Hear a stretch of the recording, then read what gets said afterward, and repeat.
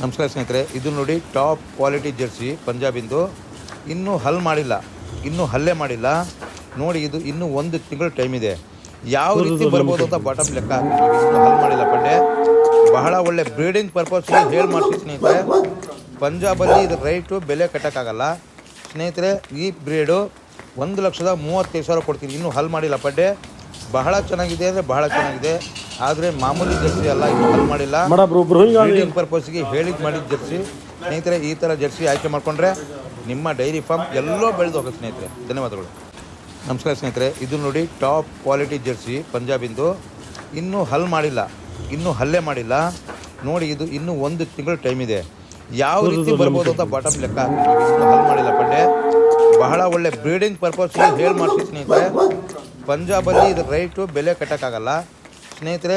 ಈ ಬ್ರೀಡು 1,35,000 ಕೊಡ್ತೀನಿ. ಇನ್ನೂ ಹಲ್